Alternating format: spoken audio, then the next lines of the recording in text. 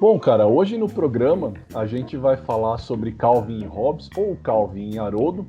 E antes mesmo de nós começarmos, eu preciso deixar aqui o meu agradecimento ao criador Bill Watterson por ter me dado esse presente, porque eu não sei se você sabe, mas Calvin e Hobbes foi criado por minha causa. Como assim, cara? Ele foi criado em 18 de novembro de 1985, que é exatamente a data do meu aniversário. Então, aproveitando que esse ano representa tantas coisas boas para Calvin e Hobbes, inclusive essa data tão especial, solta a vinheta.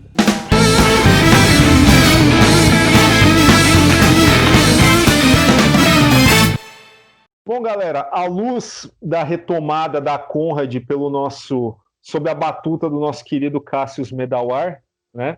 E a retomada aí dos volumes de Calvin, nós recebemos aqui o 17º volume da coleção aqui, o indispensável de Calvin e Haroldo, né?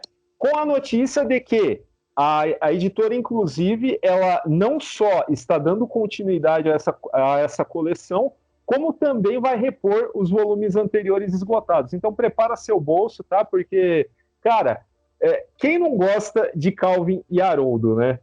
É difícil você encontrar qualquer pessoa, cara, do mais ocasional, e diversos perfis de leitores, né? O personagem, ele surge lá em 1985, né, conforme você falou, ele tem até uma existência breve, né, graças a, entre aspas, né, a excentricidade do seu criador, o Bill Watterson, né?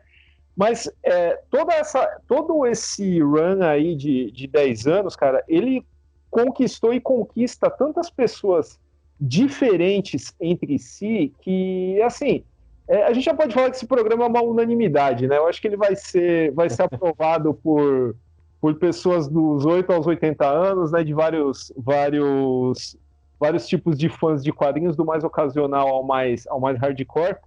E o bacana é perceber o seguinte, que esse material, ele tem também, ele agrada a todo mundo, mas ele suscita diversas discussões diferentes, né? Porque se nós quisermos ficar somente na superfície e tal, no lance mais gráfico, no lance mais de comédia física, né? Da criança também, que conquista todo mundo, né? Já na primeira olhada, normal, né? Ela tem esse poder de entretenimento, mas ela vai muito além disso, né? E a gente já começa a nossa discussão trazendo justamente o nome dos personagens, né, para dizer que existe mais profundidade além do que a maioria das pessoas percebe, né? Porque muitas pessoas devem saber, mas na mesma medida muitas também devem não saber que Calvin, né, é por causa do João Calvino, né? E o Haroldo, né, que ganha esse nome aqui no Brasil, é Hobbes, né, por causa de Thomas Hobbes, né, o filósofo, popularizou a frase, né, que erroneamente não é dele, né, mas popularizou a frase o homem é lobo do homem.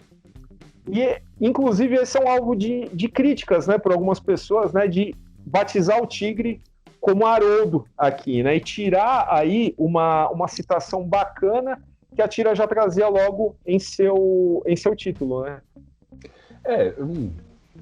É que é um aspecto metalinguístico que não dura tanto tempo assim. É uma crítica que pode ser feita, é verdade, mas, enfim, a tira começou a ser publicada aqui no final dos anos 80. Na época ainda se praticava aquele tipo de tradução em que se traduziam nomes estrangeiros, né?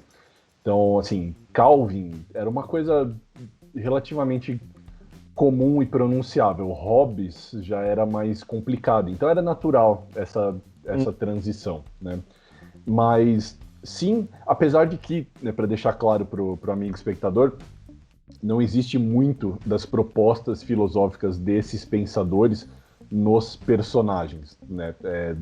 Sim, salvo alguns aspectos, é mais uma brincadeira que o Watterson faz, mas já denuncia que o autor flertava bastante com a filosofia, e não só uma filosofia mais frugal, como fazia, por exemplo, não em termos de comparação, porque são tiras bastante diferentes, mas como fazia, por exemplo, Peanuts, que tinha certas preocupações e certas reflexões do seu criador, o Charles Schulz, mas o Watterson ele vai muito mais a fundo nisso.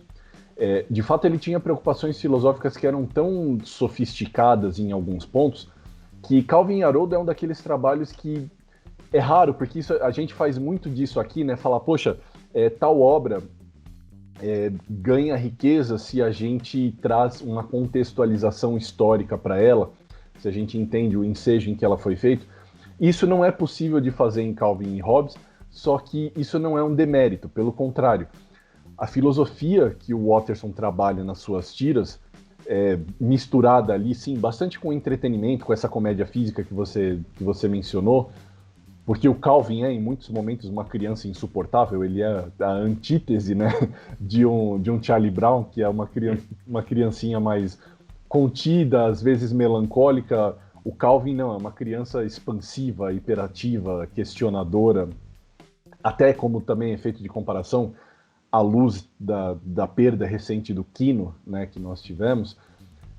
A personagem Mafalda também é uma personagem questionadora, inquisidora, mas ela é muito mais autoconsciente. O Calvin, ele é um personagem tão divertido, porque ele é questionador, ele é inquisidor, mas ele tá sempre ali naquele limite do delírio, que às vezes torna ele muito mais divertido, porque o mundo é dele.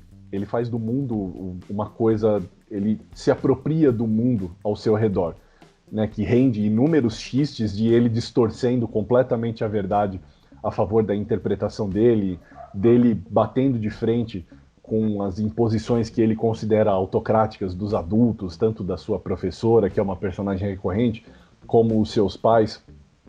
E, é claro, essa questão do delírio, por assim dizer, é revelada principalmente na presença do Haroldo, né, que na verdade, é um tigre de pelúcia que só ganha vida quando ele está sozinho com o Calvin.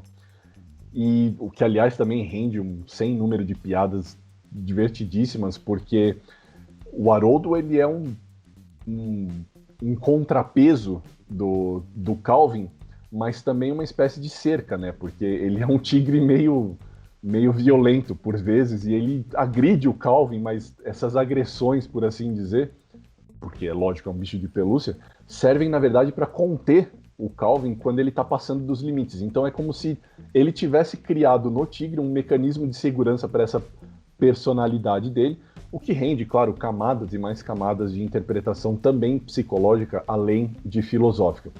E é exatamente por esses motivos que eu comecei a dizer, Calvin e Hobbes, Calvin e Haroldo, é uma daquelas raras situações aqui no programa em que a gente não vai fazer, em que a gente não vai falar, olha, o contexto histórico contribui para a riqueza. Não, porque Calvin e Hobbes é uma daquelas obras que são atemporais. São tirinhas que você lia nos anos 90 e elas faziam sentido naquele momento, os questionamentos, as reflexões, as piadas que eram feitas ali faziam sentido naquele momento. E hoje, mais de 30 anos depois, elas continuam provocando o mesmo efeito. E acho que até é interessante essa retomada da Conrad, porque mostra que ainda existe muito interesse do público de um material que, como você pontuou, foi publicado tão brevemente, durante apenas 10 anos, né? Apenas assim, se for comparar, por exemplo, com Garfield, né? ou o próprio Peanuts, que a gente mencionou, que foi publicado durante décadas, é realmente restrito, né? É verdade. É legal você ter citado essa questão do alter ego, né? do mecanismo psicológico, porque... eu não sei se essa teoria besta, ela se iniciou no começo dos anos 2000, que foi na época que eu ouvi, né? Mas traçava um paralelo que o personagem do Clube da Luta seria uma versão adulta do Calvin Haroldo, né? Por causa da questão do amigo imaginário e por aí vai, né? O que não faz o menor sentido, né? Embora eles tenham aí algum assim, a temática tem algum parentesco, mas não é que os personagens têm.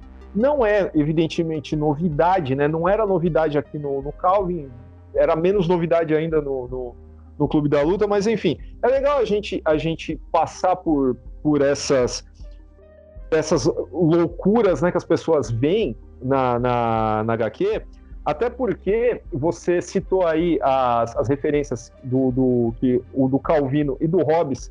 Elas estão muito mais no título do que na temática das histórias. E é um fato, né? Porque O Haroldo, ele é muito mais cínico do que robesiano, né? E a graça justamente é esse contraste, né? Do cara que solta a tiradinha para te quebrar, frente a um personagem que, sabe, é uma criança com uma força da natureza, né? Ela tá ali para se divertir, tá ali que ela não... Ela é uma criança clássica, né? Ela não quer tomar banho, ela não quer ir pra escola, ela quer, sabe, e por aí vai.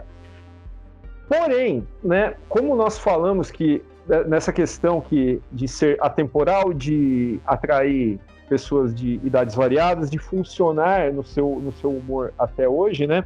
Ainda assim, ela tem algumas coisas que são muito bacanas, cara, que vale muito a pena levar, sei lá, para uma sala de aula, para uma aula de ética e tal, até pela sua mensagem simples, né? A mensagem simples do cartoon, né? Que muitas vezes é subestimada, sabe, por uma inteligência, né? Que não consegue perceber até onde existe profundidade nesse tipo de trabalho.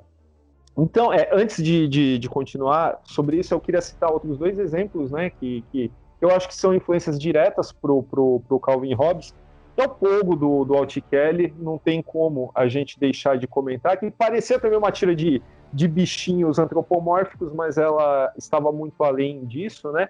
E talvez outros casos, né, como o Crazy Cat. Esse volume, em especial aqui da Conrad, ele me chamou muita atenção porque ele tem uma daquelas historinhas de página inteira, né, não uma tira, né, que trazem a seguinte reflexão.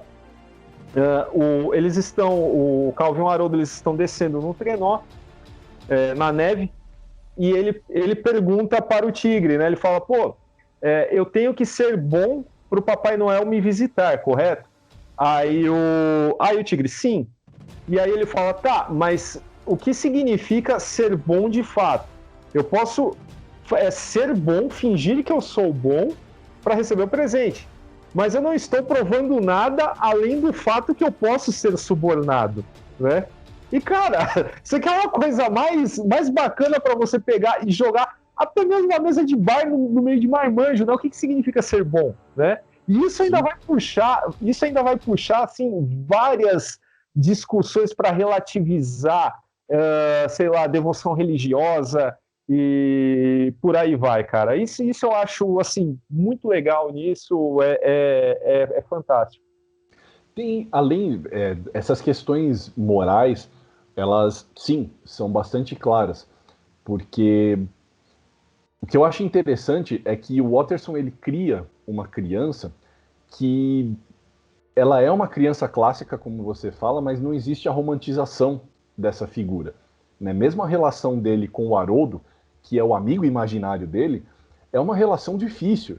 Assim, eles se gostam, mas é como você bem falou, o Haroldo, ele assume uma postura de autoindulgência que é muito interessante se você parte para imaginar que aquilo é fruto da imaginação da criança, porque ele é de fato sarcástico, ele é cínico, ele eventualmente abusa fisicamente do Calvin, né? Aquela coisa de pegar ele de surpresa em diversas tiras e botar ele de cara no chão.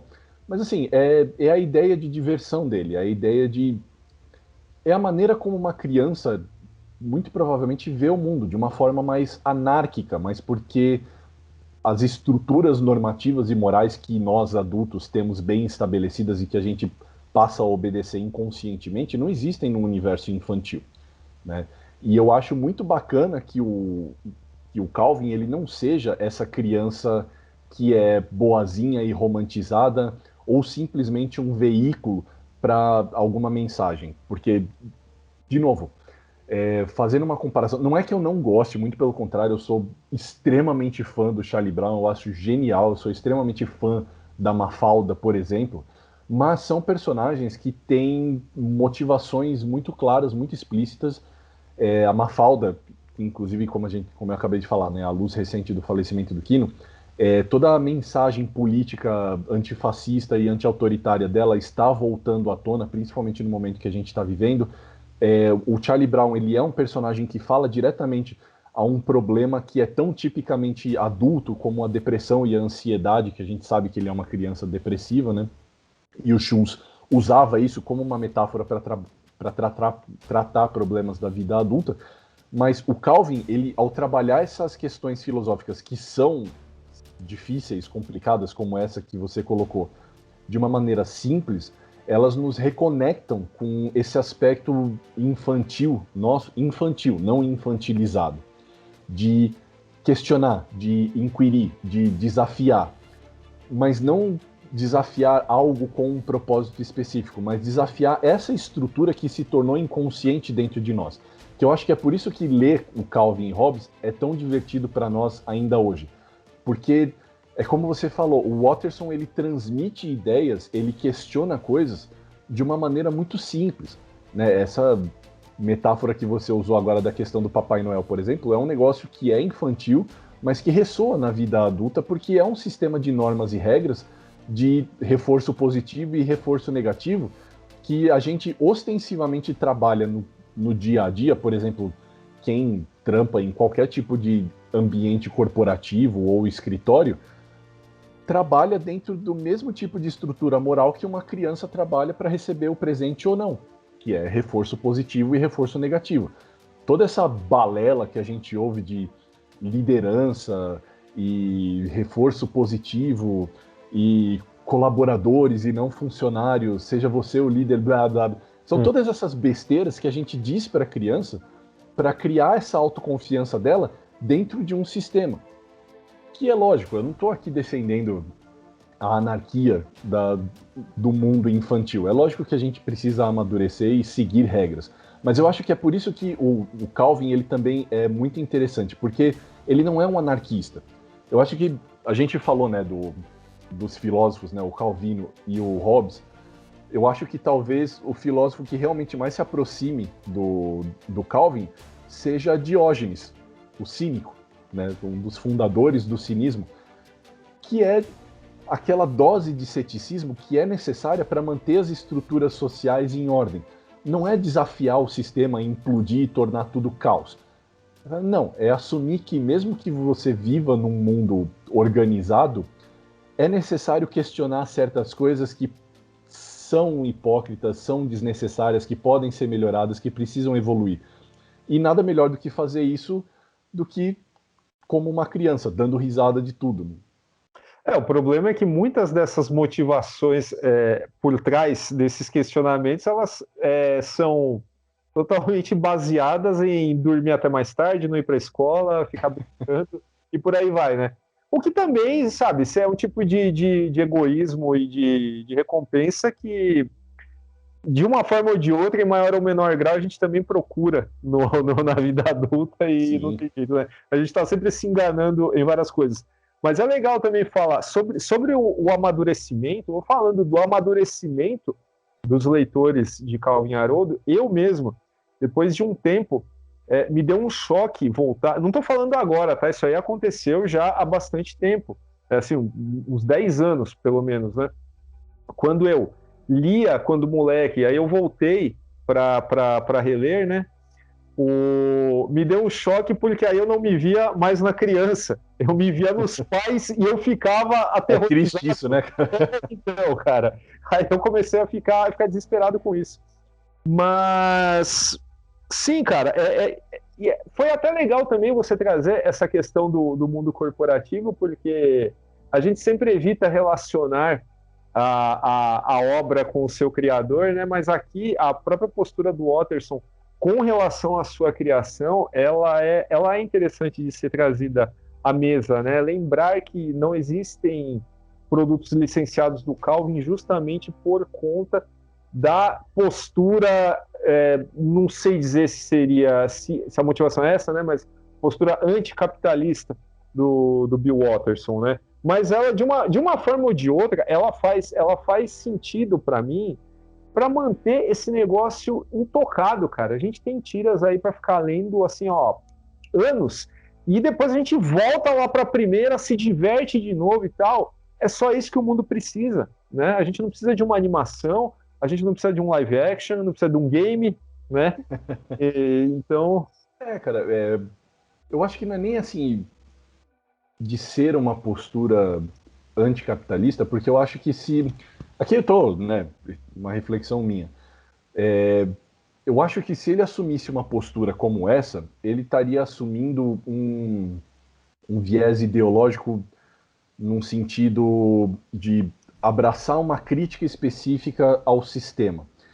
E eu não vejo nele assim, como indivíduo, esse tipo de preocupação, porque é como você falou no começo, a gente estava conversando, né? Fala, ele é um cara excêntrico. Ele é um cara excêntrico, de fato, e ele é extremamente tímido e reservado como pessoa. É o tipo de pessoa que só quer ser deixada em paz. E conforme a tira dele se tornou mais e mais popular, eu sinto que ele fez tanto esforço para não fazer parte do sistema, que é um sistema de vai para a convenção, assina autógrafo, faz o merchandising, como você falou, licencia produtos, etc, etc. E ele é um artista. Só o que ele quer fazer é botar o nanquim no papel e pensar sobre a vida e sobre as coisas. Ele é autenticamente um filósofo, cara. Ele não quer abraçar. Eu vejo nele assim, ele não quer abraçar uma certa causa, ele não quer abraçar um certo conjunto de regras que se opõem a outras regras, que é o que é uma ideologia no fim das contas.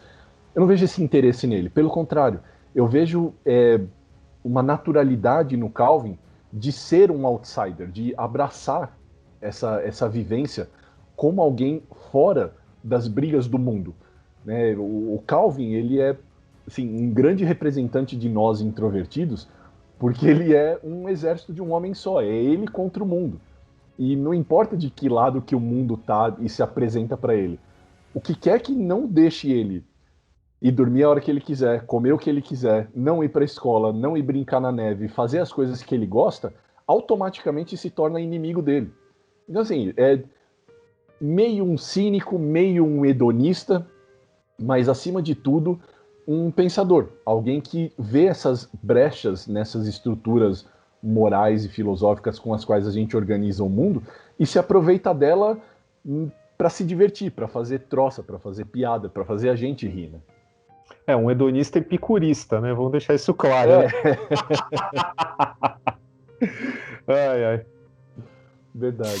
Bom, só como última consideração, e aí estendendo isso a todos os artistas, né, que hoje fazem, que já fizeram também, isso tem uma tradição enorme de tiras diárias aí na história dos quadrinhos, né? Pouca gente também, eu acho que pouca gente pensa nisso, né? Mas vamos lembrar que, gente, todo o nosso amor e admiração ao artista de tiras, seja ela mais realista, seja ela mais estilizada, não importa. Mas a questão é que é uma dificuldade do cacete você contar uma história com 3 quadrinhos, né? E fazer isso todo dia, sabe, é um ato de heroísmo, né? Não importa, sabe, o cara tá sendo bem pago, ok. Então, tem que ser bem pago, porque realmente exige muito do cara, tem que haver um domínio de storytelling, sabe, tanto textual quanto visual, e, enfim, era só isso que eu queria dizer como último comentário. Não, assina embaixo, cara. Você ser um escritor de tira não sei, é como você ser um músico muito específico dentro de uma vasta possibilidade da orquestra. Sim, a música continua existindo ali, mas sem aquele instrumento ela vai ser só um pouco mais pobre, né? Acho que é isso.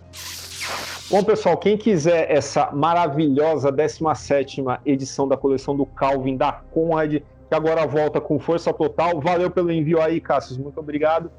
Só dá uma olhada aí na descrição do vídeo, tem um link da Amazon para você adquirir essa bacanuda edição aqui, beleza? É isso aí, pessoal. Esse foi o nosso programa sobre Calvin e Hobbes, Calvin e Haroldo, do genial Bill Watterson. Se você gostou do vídeo, não deixe de se inscrever no nosso canal, deixa aí o seu like e ative o sininho para receber uma notificação toda vez que um vídeo novo for ao ar. Não deixe de entrar no nosso site, formigaelétrica.com.br. Lá você também encontra o nosso podcast, que você pode baixar do SoundCloud e ouvir no Spotify ou no seu agregador de podcasts favorito. Se você tem críticas, sugestões, dicas para nos dar, mande e-mail para natela@formigaelétrica.com.br. Você pode procurar a gente também nas nossas redes sociais, no Facebook e no Instagram, onde nós somos @formiga.elétrica. E claro, a gente também tem uma campanha no Apoia-se, o apoia.se/Formiga Elétrica, onde você pode contribuir com a gente com o que você quiser ou puder, para a gente continuar fazendo esse trabalho para você. É isso, até semana que vem. Tchau!